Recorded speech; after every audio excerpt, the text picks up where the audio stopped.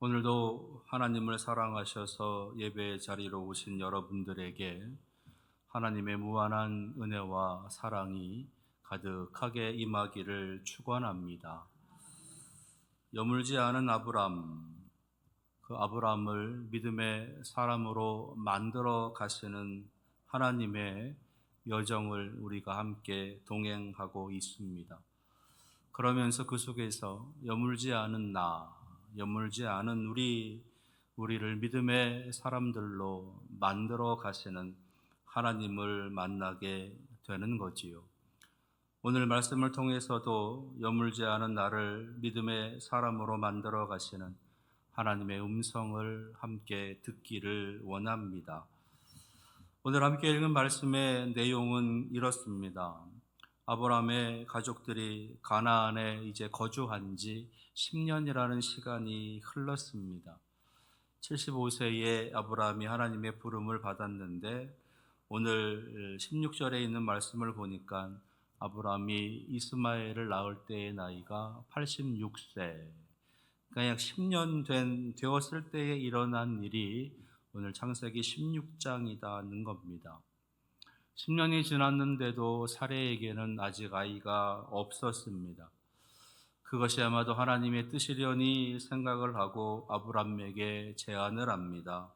자기가 애굽에서 데리고 왔었던 여종 하갈을 아브람에게 줄 터이니 그 하갈을 통해서 아이를 낳자라고 하는 겁니다. 아브람은 사레의 말을 따라서 이 하갈과 동침하게 되고 그 하갈이 이제 임신을 하게 됩니다. 임신을 알게 된 이 여종 하갈이 이때부터 사라를 경멸하고 멸시하는 거예요. 그에 대해서 이제 아내 사레는 그러니까 자신의 여종 하갈을 학대하는 것으로 반격합니다. 아브라함은 아무것도 하지 못한 채 이제 사레에게 당신이 하고 싶은 대로 다 해라라고 여종 하갈을 다 그렇게 넘겨주게 됩니다. 결국 온갖 학대와 핍박을 받았던 이 하갈이 그곳에 있질 못하고 살기 위해서 광야로 도망을 치게 됩니다. 그리고 극적으로 하나님께서 보내신 사자를 만나게 되고 하나님의 사자로부터 이제 내 자손이 번성하게 될 것이다 라고 하는 약속과 함께 그 아들 이름을 이스마엘이라 지으라라고 하시는 말씀도 듣게 되고, 그래서 그 하갈이 이제 다시 주인의 집으로 돌아가게 되는 그 모습이 바로 오늘 창세기 16장에 담겨져 있는 내용들입니다. 이 사건을 통해서 하나님께서는 우리에게 성숙한 신앙인의 자세, 성숙한 신앙인의 모습이 무엇인지 우리에게 알려주시고자 합니다. 자, 하나님께서 이 사건을 통해서 우리에게 알려주고 계시는 성숙한 신앙인의 자세 첫 번째, 그것은요, 우리는 모두가 다 죄인이다라고 하는 것을 인정하는 겁니다. 한번 따라하겠습니다. 죄인임을 인정하는 것. 우리는 다 죄인이에요. 이 사건 속에서 우리가 만날 수 있는 사람은 크게 세 사람이지요. 하나는 아브람, 그리고 또 하나는 아브람의 아내 사레, 그리고 또 한 사람은 이 사레의 여종 하갈이라고 하는 세 사람입니다. 한번 여쭤보겠습니다. 누가 잘못했나요? 누가 잘못했죠? 사레가 잘못했나요? 하갈이 잘못했나요? 아브람이 잘못했나요? 이럴 때 지혜로운 대답은 셋 다 잘못했습니다. 그런 거예요. 셋 다 잘못했습니다. 사례도 잘못했어요. 하나님의 뜻이 아닌 것을 하나님의 뜻으로 착각하고 하나님의 뜻인 양 여종 하갈을 아브람에게 주었습니다. 또 하나의 잘못은 자기 자신을 굉장히 과신했습니다.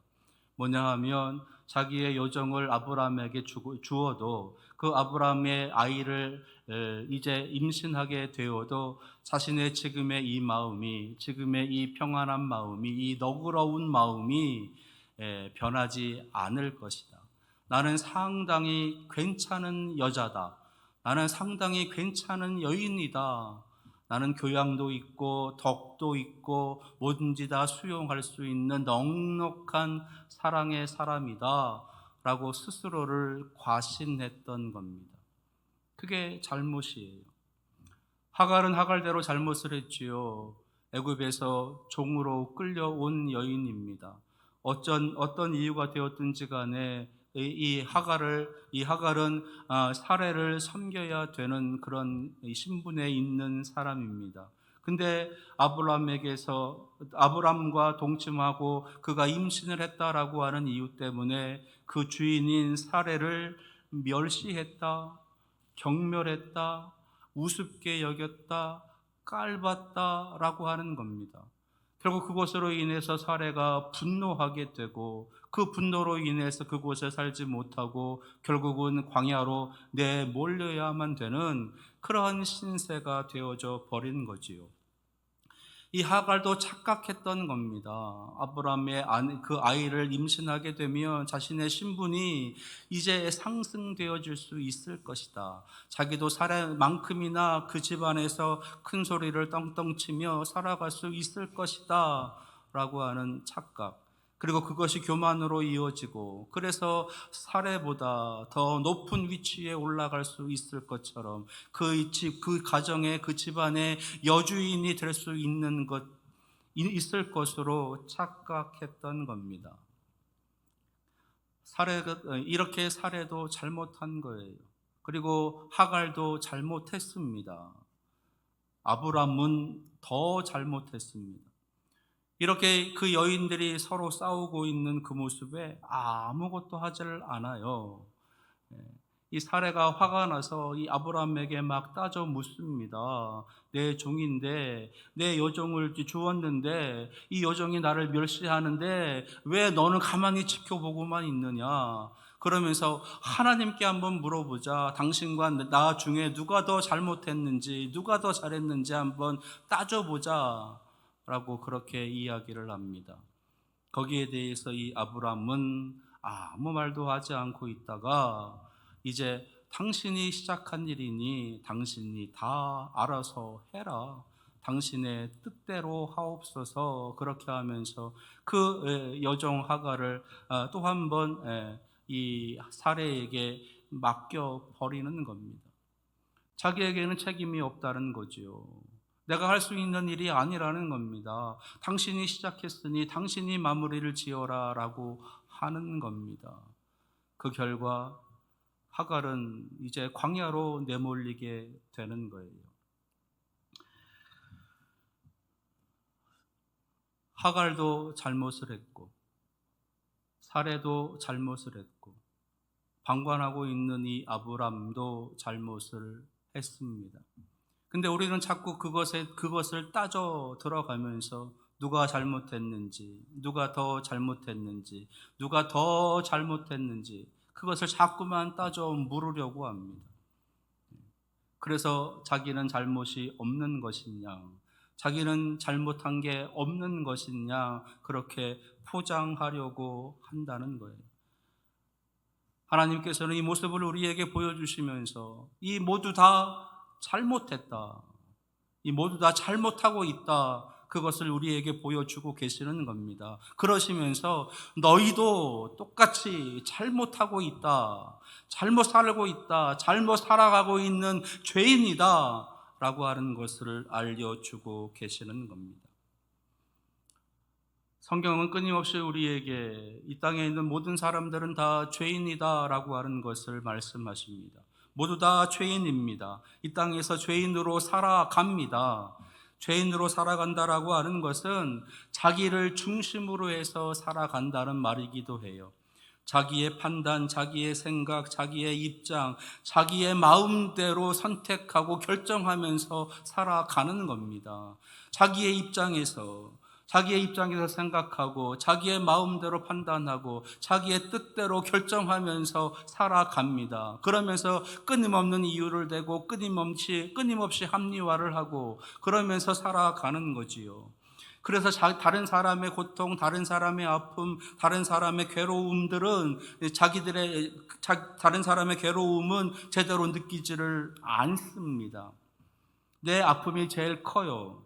내 슬픔이 제일 크고 내가 지금 짊어지고 있는 이 삶의 무게가 제일 크게, 제일 무겁게 느껴지는 겁니다. 그래서 그들의 아픔, 그의 고통, 그의 괴로움, 그의 형편, 그의 고통을 들으려고 하지 않는 거예요. 근데 하나님께서 아브람과 그리고 사레를 부르신 이유가 있어요. 내가 너로 그 민족을 이루어 주겠다 뿐만 아니라 너로 말미암아 모든 민족이 복을 받게 될 것이다.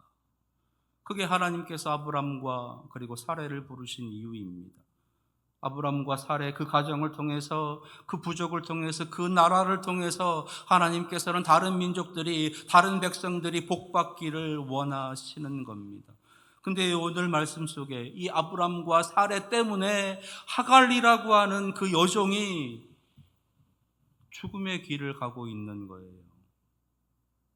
죽음의 길을. 죽음을 향해서 나아가고 있다는 겁니다. 아브람과 사레 그 축복의 통로가 되어야 될 그 사람 때문에 축복이 아닌 저주로, 생명이 아닌 죽음으로 지금 나아가고 있다는 거예요. 아직 성숙하지 못한 아브람과 사레로 인해서 결국은 이 여종 하갈이라고 하는, 그리고 하갈과 그의 태중에 있는 그 고귀한 생명이 죽음으로 내몰리고 있다라고 하는 것. 성숙한 신앙인은 모두가 다 죄인이다라고 하는 것을 인정하면서 그들의 아픔과 함께 할 줄 알고 그들의 슬픔을 이해할 수 있고 그들의 삶의 무게를 함께 나누어 지려고 하는 것, 그것이 성숙한 신앙인의 삶인 겁니다. 성숙한 삶, 성숙한 신앙, 그것은 하나님을 높이는 데서부터 시작되고 나를 낮추는 데에서 시작할 수 있는 거예요. 안타깝게도 아브람은, 이 사레는 그러한 성숙한 신앙인의 모습을 갖지 못하고 있었기 때문에 오늘 이런 가슴 아픈 일이 벌어지고 있는 겁니다. 그것을 우리들이 기억해야 되고, 우리가 살아가는 삶 속에서 우리 믿음의 사람들로 인해서 혹시나 또 죽음의 모습으로, 죽음의 땅으로 내몰리고 있는 그런 사람들은 없는지, 죽음과 같은 고통 속에 살게 되어질 그런 사람들은 없는지 살펴볼 줄 아는 그런 모습이 우리에게 있어야 되는 것입니다. 누구의 죄를 더 따져 묻기 이전에, 누구의 죄를 더 따져서 그것의 경중을 가리려고 하기 이전에 우리가 먼저 그들의 아픔, 그들의 고통, 그들의 마음을 헤아릴 줄 아는 그런 성숙한 신앙인이 되어야 되는 것입니다. 오늘 이 은혜가 여러분들에게 임하시기를 바랍니다. 두 번째로 성숙한 신앙인의 자세, 그 두 번째는요, 하나님의 마음에 주목하는 겁니다. 하나님의 마음에 주목하는 것. 첫 번째가 우리는 모두가 다 죄인이다라고 하는 것을 기억하고 인정하는 것이면, 두 번째는 하나님의 마음에, 하나님의 관심에 주목하는 거예요. 오늘 16장에 있는 말씀의 전체적인 내용을 쭉 살펴보게 되면 지금 하나님의 마음이, 하나님의 관심이, 하나님의 생각이 어디에 가 있는지 알 수 있습니다. 어디에 가 있지요? 누구에게 가 있지요? 하갈에게 가 있습니다. 아브람에게 가 있지 않아요. 사레에게 가 있지 않습니다.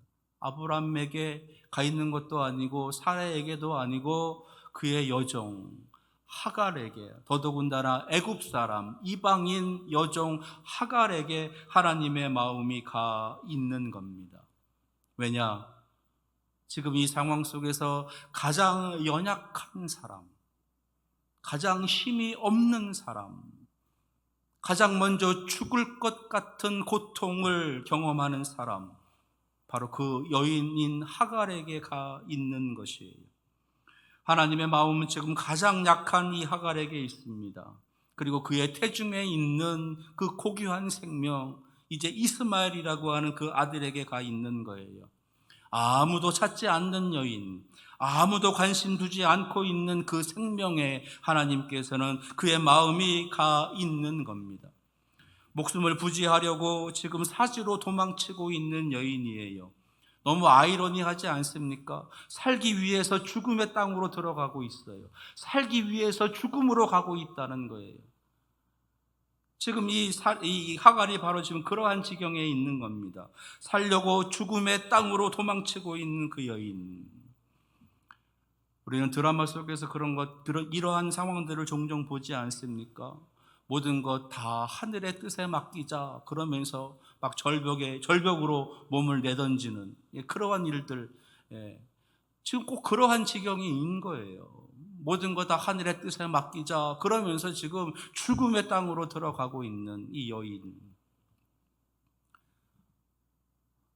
놀랍게도 거기서 기적이 나타나는 겁니다. 하나님의 마음이 가 있는 곳에, 하나님의 사랑이 가 있는 곳에는 이렇게 기적이 나타나는 것입니다. 거기서 하나님을 만나게 되고 하나님의 음성을 듣게 되고 하나님께서 나의 고통을 들어주셨다라고 하는 이스마엘이라고 하는 그 아들의 이름을 그가 만나기도 합니다. 그리고 부엘라 헤로이, 나를 살피시는 하나님, 다른 말로 하면 나를 지켜보고 계시는 하나님, 나를 보고 계시는 하나님, 나와 동행하시는 하나님, 나와 함께 하시는 하나님을 그가 만나고 있는 겁니다. 아브람을 통해서 만나는 것도 아니고 사라를 통해서 만나는 것도 아니고 그가 지금 죽음의 땅으로 들어갔을 때에 거기에서 기적적으로 그가 살아나면서 자기를 지켜주고 계시는, 자기를 살펴주고 계시는 하나님을 만나고 있는 것입니다. 어쩌면 창세기 16장에서 나타나고 있는 이러한 일들은 우리들이 살아가고 있는 이 세상 속에서 흔하게 일어나는 일일 수 있어요. 상당히 세상적이고 상당히 인간적이고 어쩌면 상당히 상식적인 일일 수 있습니다. 빈번하게 일어나는 일일 수 있습니다. 그런데 하나님의 기적은 이렇게 세상적이고 상식적이고 아주 인간적인 그것을 뛰어넘는 거예요. 그것을 뛰어넘는 것. 하나님께서 하시는 일은 인간적이고 상식적인 것을 뛰어넘는 겁니다. 이 말은 우리의 신앙 또한 상식적이고 인간적인 것을 뛰어넘는 일인 거예요. 우리가 성숙한 신앙으로 나아가면 나아갈수록 우리의 삶에는 인간적이고 상식적인 것보다 더 위대한, 더 뛰어난 일들이 우리의 삶 속에 나타나게 된다는 겁니다. 우리의 지금 생각으로는 할 수 없는 일들을 할 수 있게 되는 거예요. 지금 내 판단, 내 계획, 내 뜻, 우리의 마음으로는 할 수 없다라고 판단되어지는 일들조차도 하나님께서는 하게 하시는 겁니다. 그게 성숙한 신앙의 모습. 사실 이 여종 하갈은 사레에게서 나를 살피시는 하나님을 볼 수 있었어야 돼요. 사실 이 여종 하갈은 이 아브람에게서 자기의 고통을 들어주시는 하나님의 음성을 들을 수 있었어야 됩니다. 그것이 하나님께서 처음 아브람을 부르시고 사레를 불러주셨던 이유, 그 가정을 시작하게 하신 이유가 거기에 있었던 거예요. 그런데 안타깝게도 아브람에게서 하나님의 음성을 듣지도 사레에게서 하나님의 사랑을 받지도 못하고 오히려 죽음으로 내몰리고 있었다라고 하는 것. 성숙하지 못한 신앙, 그것으로 살아가는 우리들로 인해서 어쩌면 또 다른 하갈이 죽음으로 내몰리고 있는 것은 아닌가? 우리가 한번 생각해 봐야 되지 않겠습니까? 하나님께서는 바로 우리를 통해서 하나님의 사랑이 드러나기를 원하십니다. 하나님께서는 우리를 사랑하십니다. 하나님께서는 나를 사랑하십니다. 하나님께서는 당신을 사랑하십니다. 그런데 하나님께서 사랑하시는 방법이 있어요.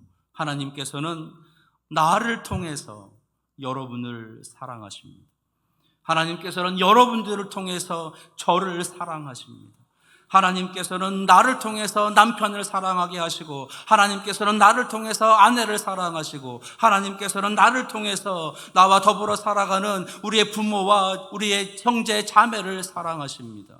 하나님께서는 나를 통해서 나와 더불어 일하며 살아가는 직장의 동료들을 사랑하시고, 친구들을 사랑하시고, 지역의 주민들을 사랑하시는 겁니다. 하나님께서는 교회를 통해서 이 지역을 사랑하시는 거고, 하나님께서는 교회를 통해서 이 나라 대한민국을 사랑하시는 겁니다.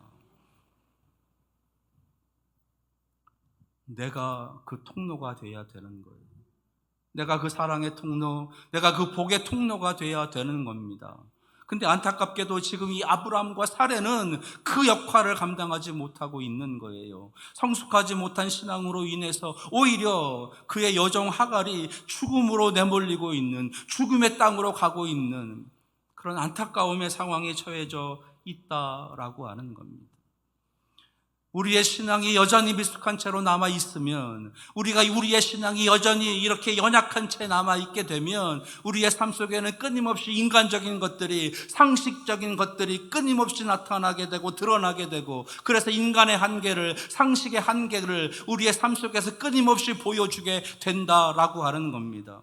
그래서 우리의 모습 속에서 하나님의 사랑이 나오지 않아요. 이 세상의 모습이 나오기 때문에, 이 세상에 있는 상식적인 일들이 그대로 드러나기 때문에, 때로는 그것이 악함으로 나타나고, 때로는 그것이 불의로 나타나고, 때로는 그것이 도둑으로 나타나고, 그것이 때로는 이 땅에 있는 수없이 어두움의 모습으로 나타나기 때문에, 우리들로 인해서 이 세상이 하나님의 구원하심을 경험하지 못하는, 하나님의 살아계심을 경험하지 못하는 그러한 안타까움으로 계속 이어져 가게 될 수도 있다는 겁니다. 그래서 우리는 성숙해야 돼요. 우리의 신앙은 성숙으로 나아가야 되는 겁니다.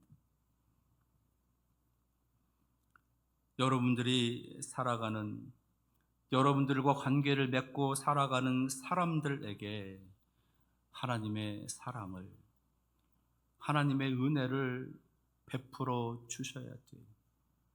여러분과 같은 하늘 아래에서 같은 땅을 딛고 살아가는 사람들에게, 여러분들과 같이 밥을 먹고 같이 대화하고 같이 울고 웃고 떠들며 살아가는 그 사람들에게 하나님의 은혜를, 하나님의 사랑을 베풀고 나누어야 됩니다. 그들이 하는 것만큼이 아니라 그들이 할 수 없는 것도 해야 되는 거예요. 적어도 아브라함이라면 지금의 이 상황 속에서 이렇게 그냥 외면하면서 방관하면서 내버려 두어서는 안 되는 것이었어요. 적어도 사레라면 지금의 이 상황 속에서 이 하갈이라고 하는 여인을 죽음의 땅으로 내몰도록 그렇게 학대하지는 말았어야 되는 겁니다.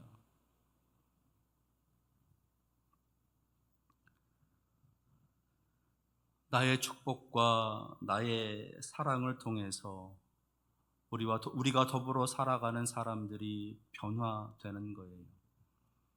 내가 하는 축복, 내가 하는 사랑, 내가 하는 섬김, 내가 하는 나눔을 통해서 우리의 가족이 변화되고, 우리의 아들이 변화되고, 딸이 변화되고, 그렇게 해서 하나님의 사랑 곁으로 돌아오게 되는 겁니다. 그게 우리가 해야 할 일인 거예요.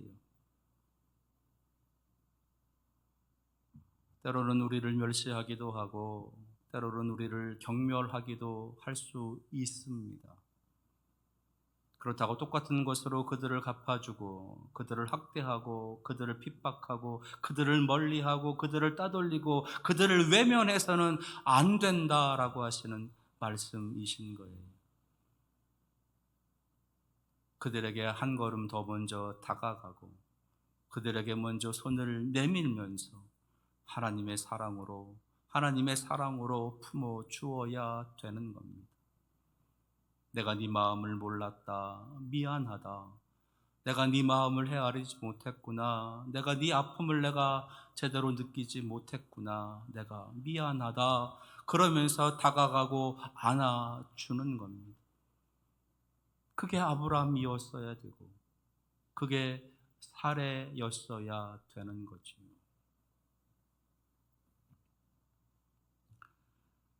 이스마엘 그 아들 이삭, 이스마엘과 이삭의 이 싸움 지금도 싸우고 있잖아요. 4,000년, 5,000년, 반만 년의 역사를 두고 싸우고 있습니다. 끊임없이 이란, 이라크, 그리고 이스라엘, 중동 지역의 끊임없는 전투. 만약에 이때 이 아브람이, 이 사레가 그의 여종 하가를 사랑으로 품어주고 축복해주면서 그렇게 보내었더라면 오늘 하나님께서는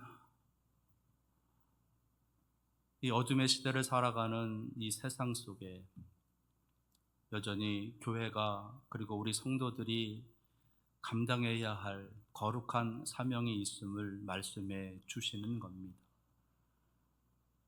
그들의 아픔, 죽음을 향해 가고 있는 그들의 고통, 교회가 헤아리고 우리 성도들이 헤아리면서 가야 되는 거지요.